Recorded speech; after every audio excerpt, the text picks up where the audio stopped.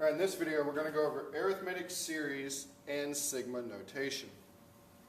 So a series is simply a sum of numbers that form a pattern.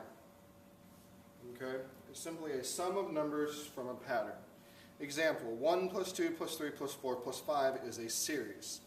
You can see how that difference is from a sequence here. A sequence is simply, it's kind of just a listing of numbers. So 1, 2, 3, 4, 5 would be a sequence. But if you add all 5 of those together, that's what makes it a series. All right? So the key word here is sum. You have to add the numbers together. It is the sum of all the numbers. A popular or well-known arithmetic series in the math world is called the Gauss Series. It simply adds up the numbers from 1 to 1,000. All right, I'm actually going to use this in another example. And we're going to try to figure out a formula for determining the sum of a series without actually having to physically add up all the numbers. All right? So let's start looking at some things here. Let's look at the first number and the last number. What's 1 plus 1,000? Well, that's 1,001. What's 2 plus 999? Well, that's also 1,001.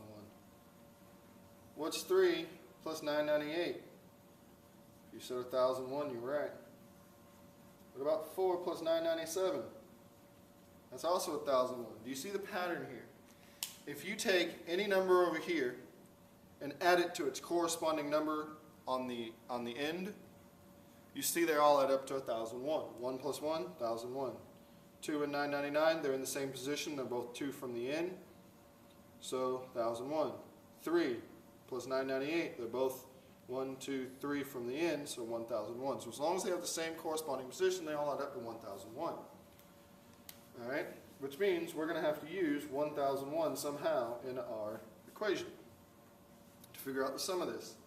Now, if we add up all the pairs of numbers, that means we're actually going to have half the amount of numbers, right? We're going to have half the amount of pairs than we had numbers. So if we have 1,000 numbers, that means we have 500 pairs. Multiply that together, you get 5,500. All right? So let's try that with another one. All right? 1 plus 2 plus 3 plus 4 plus 5. All right? Well, let's do 5 plus 1 is 6. So let's try the same thing. Let's say this equals 6 times, how many pairs do we have? Well, 1, 2, 3, 4, 5. Half of 5 is 2 1/2. That equals 15. Does this add up to 15? Well, that's 9, 12, 14, 15. Yes, it does. This adds up to 15. So it's looking like we're finding a pattern here, but let's try it one more time. All right? Let's look at one more series. Let's say 20 plus 17 plus 14 plus 11 plus 8 plus 5 plus 2.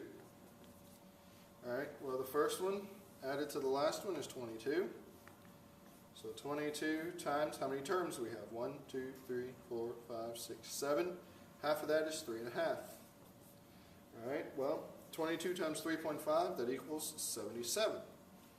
All right, and if you add all 7 of these numbers up, you should get 77 for the total. All right, so that leads me into our formula.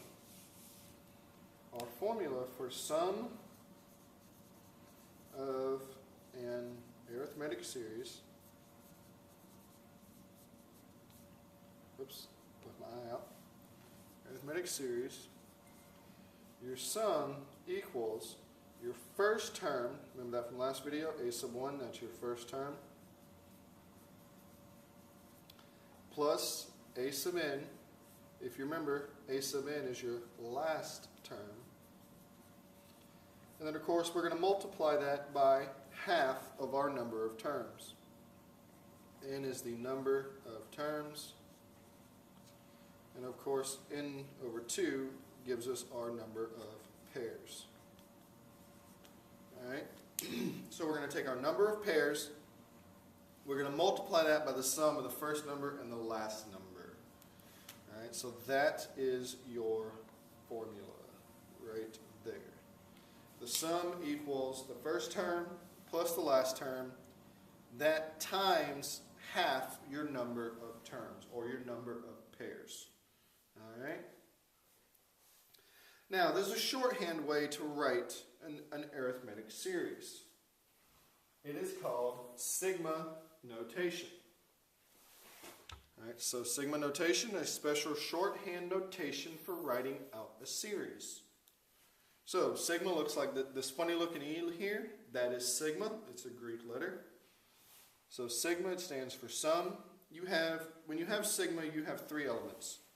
The first thing you have is you have some equation that you're going to use. In this case, 2i plus 1. That is our equation. Okay, you'll always have some equation to use. Next, at the bottom of the sigma, you'll have a variable equals a number. In this case, I equals 1. That's our variable that we're going to be using, and its starting value. And then resting on top of the sigma, you'll have another number, and that is your stopping value. So we're going to evaluate this function from 1 to 4, and we're going to get a sum. Now, we could do this the long way. Plug in 1, 2 times 1 is 2, plus 1 is 3. Plug in a 2, 2 times 2 is 4, plus 1 is 5. Plug in 3, 2 times 3 is 6, plus 1 is 7. Plug in 4, and you get 9. Now, if you add all these up, you should get 24. All right, but that's a little cumbersome. That takes a little while to do, because what happens if we had like 50 terms here? We obviously would not want to add up all of those terms. Okay? So that leads me into an example. Here, j equals 1 to 46 of 3j minus 2. All right, well, if you recall from a couple boards ago, our formula is a sub 1 plus a sub n times n over 2. So let's figure out our sum for this series. A sub 1, plug in the 1. 3 times 1 is 3, minus 2 is 1. Plus, plug in the 46. 3 times 46 is 138, minus 2 is 136. And then we need our number of terms, and we're going to divide that by 2. Now, when you're trying to figure out your number of terms, okay, you have to, if it starts with the 1, like in our case, we start on 1, our number of terms is simply our top number. So this one's easy, 46. After we do this example, I'm going to show you how to figure out, if this is not 1, how to figure out how many terms you have. All right, because of course this is math and everything has a formula. So if you were to multiply this together, so 137, 46 times 2, divided by 2 is what, 23? If you were to multiply this together, our sum would be 3,151. Okay? That is sigma notation. So you can use the new formula we got for the sum of a series and sigma notation to easily find the sum of any arithmetic series. Of course, if you have the series already written out like we did with the Gauss series, you can just simply add the first two, and if they don't give you the whole series, they'll tell you how many numbers were in the series, and you can easily figure it out from there. Okay? So now, how many terms? All right? Well, this bottom example here starts at 1, and I just told you if it starts at 1, you can use your top number. So how many terms? Well, for this one, it's 7. But what about these other two examples? The first one starts at 0, and the second one starts at 4. All right, so how are we going to figure this out? Well, what you do is you take your top number minus your bottom number. So 7 minus 0 is 7, and then you add 1. Okay?